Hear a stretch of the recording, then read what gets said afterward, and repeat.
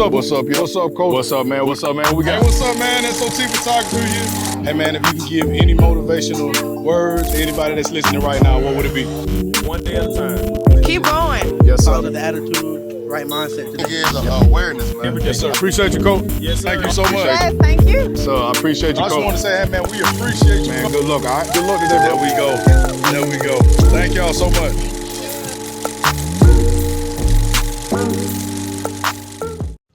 What's up, y'all? S.O.T photography here again, man. Today we got something special, man. I'm launching my new show, my new platform, man. It's called Awareness and Exposure, man. I got my first special guest in here. Look, this ain't the first time we were supposed to do it. We were supposed to do it a couple other times, but life got in the way. You know how it go, man. We're both family, man. We both, got wives and kids, man. So it is what it is, man. But we finally got him here. I'm going to let him go ahead and introduce himself and say whatever he needs to say. What's up, big dog? What's up, man? Well, first and foremost, I want to say that I'm honored to be first guest on your show. Thank you. And my name is Robert Wilson. I'm the defense coordinator at Russell County Middle School. I help out on Friday nights with head coach Dylan Griggs. And from Chicago, grew up in Phoenix City, Alabama. Went to Central High School, Red Devil through and through. Come on, but man, at the same time, hey, Russell County paying the bills right now, so I'm loving them to the core. Yes, sir. And, yes, sir.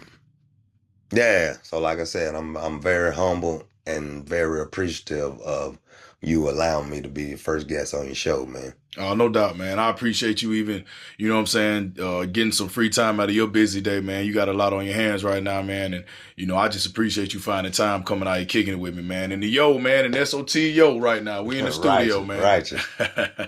That's what's up, man. So we're going to get into it, man. We ain't going to keep you too long, man. We do want to hear you, though, man. So we're going to get right into it, man. You did help us out with a little of your intro. You let us know who you were. What school you went to. What year did you graduate, though, big dog? 2005, man. 05, big dog. You heard me? Okay, so we got, 20 years right now of experience after high school and life's challenges and potholes and speed bumps and hurdles and brick walls and all of that stuff, man. Yeah. So we got a lot of stuff to talk about, man. All right. Everybody knows how big I am with the kids, man. I care about them. I care about their future, man. I want to see all of them touch success. I want them to know that it's more to it than just where you live, man. A lot of kids, they get confused and think this is it. This is going to be the rest of my life. Complacency kicks in. You know what I'm saying? So my first question to you is, what are some of the things that you bring to the table when it comes to helping these kids? Well, first and foremost, as a coach, I'm not about the sport.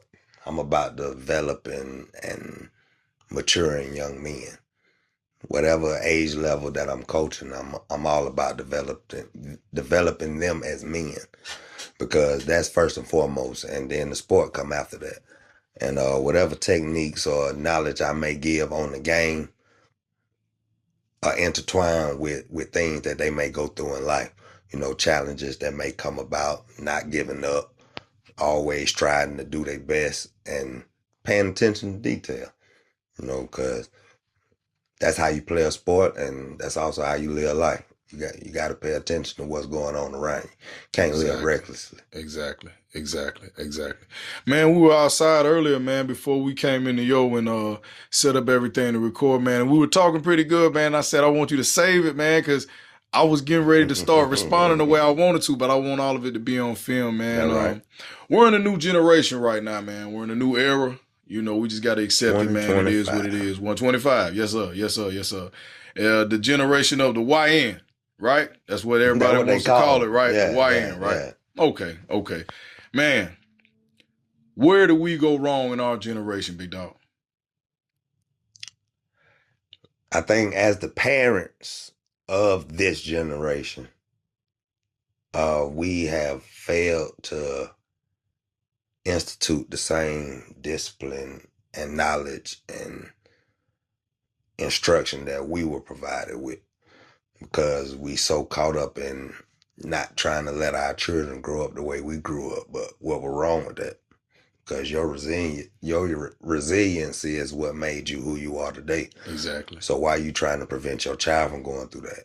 Exactly. And then there's also the problem of a lot of single parent homes Yes, man. that's dealing with mothers trying to be the friends of their children Exactly. or replacing their children with, or trying to put their children in place of what they're lacking emotionally. Exactly. And therefore you get a lot of children growing up as if my mother is my friend and it's okay for me to be a young man doing what she's doing, putting on bonnets, being sassy at the mouth, talking Right. this way, Right. being disrespectful for no reason, and just living life recklessly because your parent, who's supposed to be instilling discipline and instruction and direction in you, is being your friend and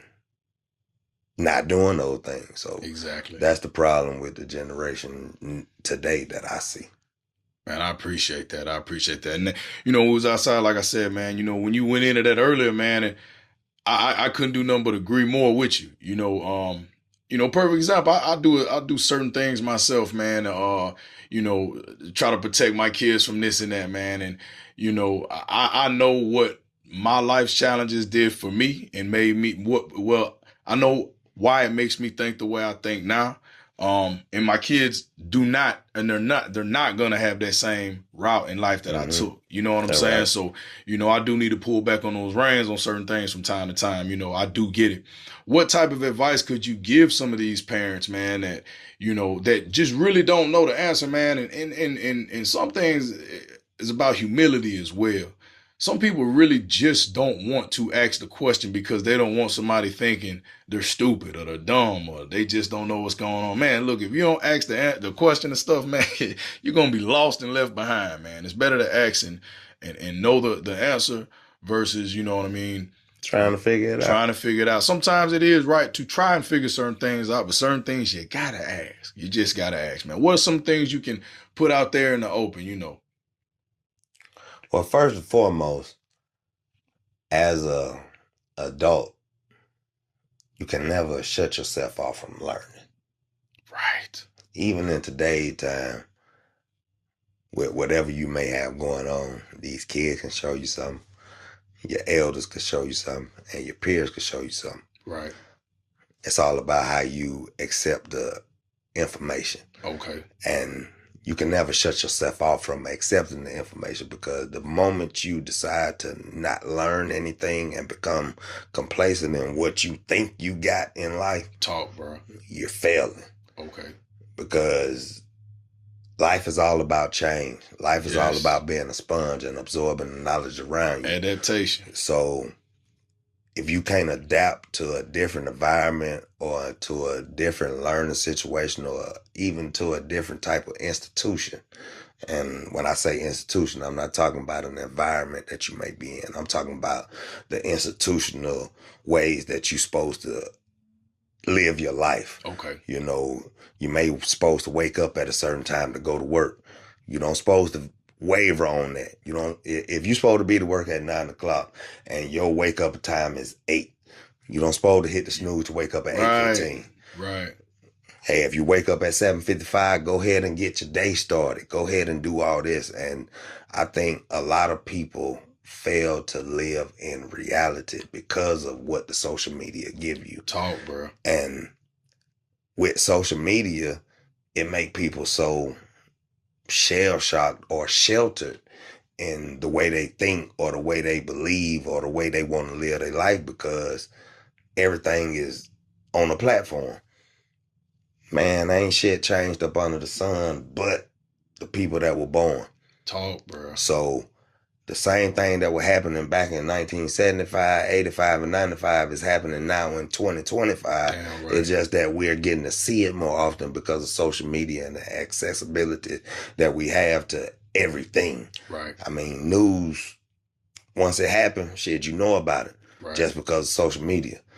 And I think that's where people fail to live in reality because social media is fake. Fake, bro. So when you live life behind that or you live in that facade of what social media give you, or the satisfaction or the gratification that social media give you, shit, you failing in life again. Talk, bro. Because you're not receiving knowledge. You're not absorbing the information that around you. Even with social media, if you use it in the right way, it can be very beneficial. Talk, bro. But if you're using it for your entertainment, you're losing. So once again, it go back around to, if you're not trying to institutionalize your life or direct your life in a, what's the word I'm looking for? A systematic fashion. There we go. You're not providing yourself with the most possibility to be successful on a daily basis. Okay. You know, I for one, I can appreciate that answer, man. You hit a lot of other topics, man, that are real important. I want to circle back around to a topic we spoke on earlier, and I have a few questions on that. When we talk about the single mothers, we talk about the single fathers, we talk about the grandmother that has the child of this generation, or the uncle, the aunt, you know, that has the child of this generation. I actually had to speak to my wife, man. I asked her, you know, some of these things, you know, that I want to talk to these kids about, man, and give them some comfort, give them some support.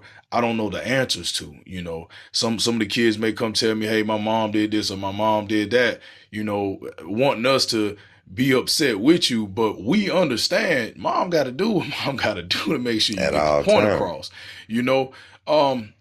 What can we do as men, bruh, to stay in the house, bro? What can we, and I'm not talking about not going to the club. I'm not talking about not hanging out. You know, I'm not talking about that. What can we do to stay in the house, man, and stop running away from responsibility? It's not always on us. We all know that. But what can we do, bro? The biggest thing as a man, especially in today's time when you have women talking about coming into my soft era, or what I done been through have made me this, like that. These women have been programmed to live life in a certain way. Okay. So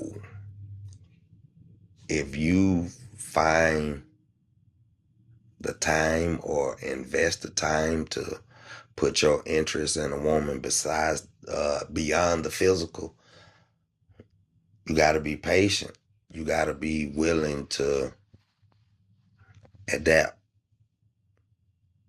to a company, be willing to provide, be patient, and understand that it ain't what you grew up with as far as a mother.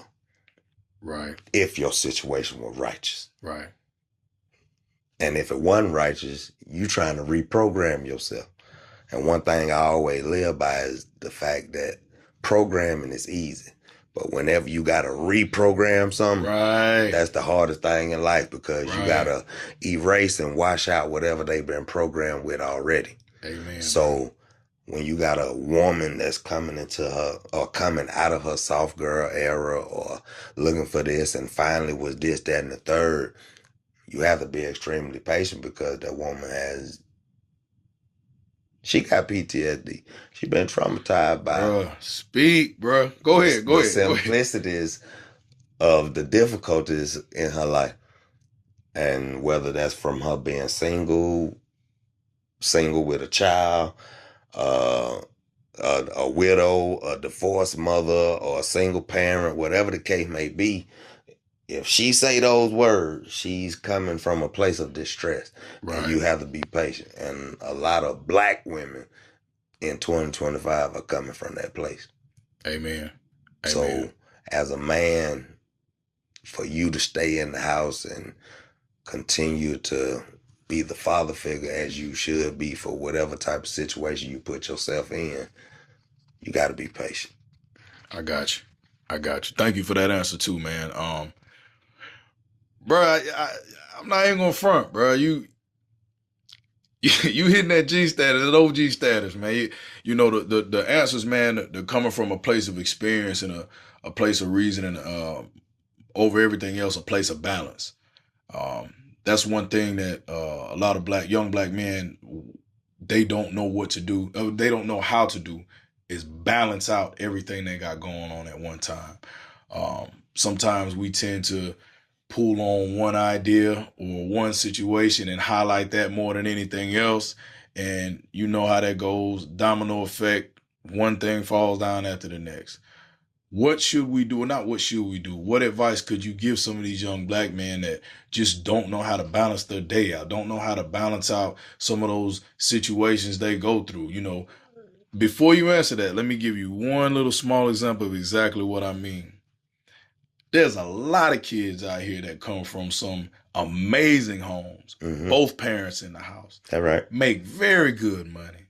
The kid is in junior high and already got $100,000 in his college fund, right? But when that kid hits one of these schools, man, and he sees that, you know, that type of living, man, that's not welcome like that, because everybody doesn't know what that feels like. And that kid has to make a decision then, you know, should I act this way to fit in with these people, or do what I need to do to graduate and get up out of here? What type of advice could you give them for kids dealing with that? And I know they deal with that every day. I know it for a fact.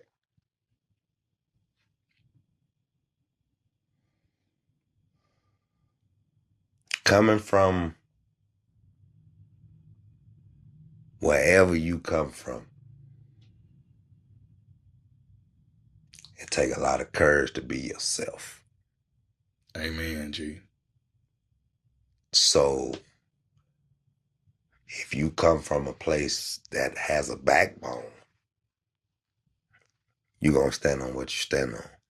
So if you come from the upper echelons of life and you find yourself in the lower ends of life, you should provide the encouragement or the excitement to your peers to where they should know that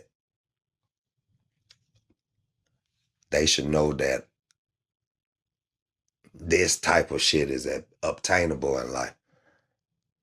And on the vice versa, if you come from the lower ends of life and things just don't never seem to go right,